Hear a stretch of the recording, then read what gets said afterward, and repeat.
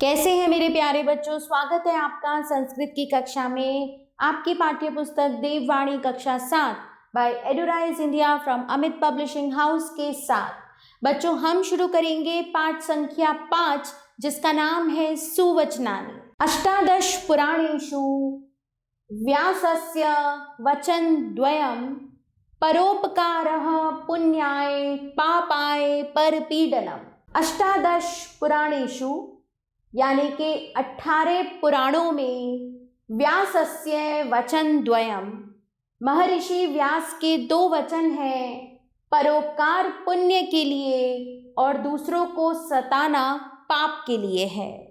यदि आप पुण्य चाहते हैं तो परोपकार कीजिए, यदि आप पाप चाहते हैं तो दूसरों को सताएंगे तो आपको पाप लगेगा। नमन्ति फलिनो वृक्षः नमन्ति गुणिनो जनः। नमन्ति फलिनो वृक्षा, फलदार वृक्ष झुकते हैं, जिन पे फल लगे होते हैं वो झुके होते हैं। नमन्ति गुणिनो जनः, गुणवान लोग झुकते हैं।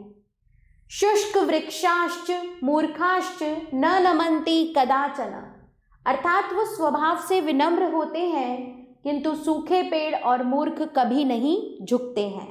मनस्यन्यत् वचस्यन्यत् कर्मण्यत् दुरात्मनाम, मनस्येकं वचस्येकं कर्मण्येकं महात्मनाम। यानी कि दुष्ट लोगों के मन में कुछ और, वचन यानी बात में कुछ और, कर्म में कुछ और होता है, जबकि महापुरुषों के मन में एक, वचन में एक, कर्म में एक होता है, अर्थात वे मन वचन कर्म से एक जैसे होते हैं।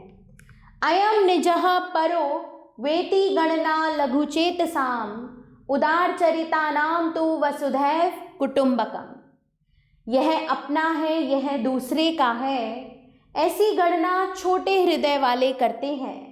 उदार हृदय वालों के लिए तो सारी पृथ्वी ही परिवार है। मधु तिष्ठति जिवाग्रे हृदय तु हलाहलम वर्जयेत तादृशम मित्रम विषकुंभम पयोमुखम।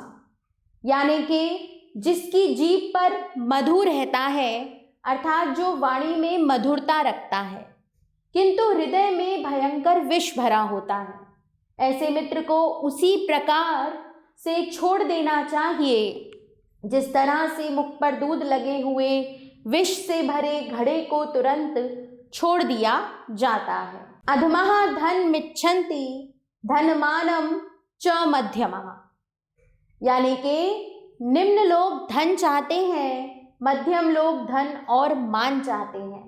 उत्तमा मान मिच्छन्ति मानो ही महताम धनम, उत्तम श्रेष्ठ लोग केवल मान सम्मान चाहते हैं क्योंकि महान लोगों का धन निश्चित रूप से मान ही होता है। गच्छन् पिपीलिको याति योजनानां शतान्यपि अगच्छन् वैनतेयो अपि पदमेकं न गच्छति। यानी कि एक चींटी जाती हुई 100 कोसों दूर चली जाती है। गच्छन् पिपीलिको याति योजनानां शतान्यपि, किंतु न गया हुआ गरुड़ जो कि बहुत तेज उड़ सकता है, अर्थात एक ही स्थान पर रुका हुआ गरुड़ एक कदम भी आगे नहीं बढ़ता है। इसी तरह प्रयत्न के बिना समर्थ जन भी कार्य पूर्ति नहीं कर सकता। एक साधारण मानव भी सतत प्रयत्न से बड़ा कार्य करने में सफल हो सकता है। चींटी बहुत धीरे चलती है लेकिन वो चलते चलते कोसों दूर चली जाती है। गरुड़ जो कि बहुत तेज उड़ता है, यदि ना उड़े तो वो एक कदम भी आगे नहीं बढ़ पाता।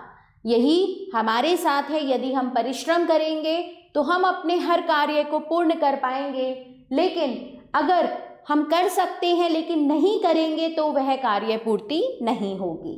चलते हैं बच्चों शब्दार्थाः की ओर। पुण्याय पुण्य के लिए, परपीडनम दूसरों को सताना, नमन्ति झुकते या नमस्कार करते हैं, फलिनो फल वाले, गुणिनो गुणवान, कदाचन कभी भी, मनस्यन्यत् मन में कुछ और, वचस्यन्यत वाणी में कुछ और, कर्मण्यन्यत काम में कुछ और, निजः अपना, परो पराया, लघु चेतसाम छोटे हृदय वालों की, उदार चरितानाम विशाल हृदय वालों का, कुटुंबकम परिवार, मधु शहद, जीवाग्रे जीभ के अग्रभाग पर, हलाहलम विष, विषकुंभम विष का घड़ा, पयोमुखम मुख पर दूध वाला, मानम सम्मान, महताम महापुरुषों का,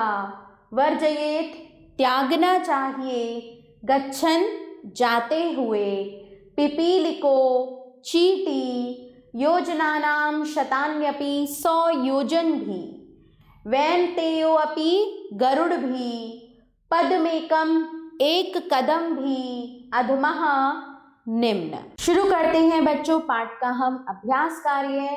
प्रश्न 1 है, निम्नलिखितानाम प्रश्नानाम उत्तराणि लिखत। निम्नलिखित प्रश्नों के आप उत्तर लिखिए। तो बच्चों ये सभी प्रश्न आप स्वयं पढ़ेंगे और इनके उत्तर पाठ के आधार पर देंगे। प्रश्न 2 देखिए बच्चों, सम्यक उत्तरम चिनुत, सही उत्तर चुनिए। गच्छन इति पदे प्रत्ययः अस्ति शत्रु, अयम निजः परो इति वाक्ये सर्वनाम पदम अस्ति, अयम महताम इति पदम अस्ति षष्ठी विभक्तिः। प्रश्न 3, श्लोकान पूरयत, श्लोकों को पूरा कीजिए। तो यह आप अपनी पुस्तक से स्वयं कीजिए। प्रश्न 4 देखिए बच्चों, संस्कृते अनुवादम कुरुत, संस्कृत में अनुवाद कीजिए। उत्तम लोग केवल मान चाहते हैं, उत्तमः मानम इच्छन्ति। उदार हृदय वालों के लिए तो सारी पृथ्वी ही परिवार है। उदार चरितानाम तो वसुधैव कुटुंबकम। फलदार वृक्ष झुकते हैं, नमन्ति फलिनो वृक्षः। गुणवान लोग झुकते हैं, नमन्ति गुणिनो जनः। मूर्ख कभी नहीं झुकते, मूर्खा न नमन्ति कदाचन। 18 पुराणों में महर्षि व्यास के 2 वचन हैं। अष्टादश पुराणेषु व्यासस्य वचन द्वयम्। प्रश्न 5, समानार्थक पदानि लिखत, समानार्थक पद लिखिए। तो यहाँ मैंने आपके लिए लिखे हुए हैं बच्चों, आप इसे स्वयं पढ़िए। इसी के साथ बच्चों हमारा यह पाठ यहाँ समाप्त होता है। आभार बच्चों, मिलते हैं नए पाठ के साथ।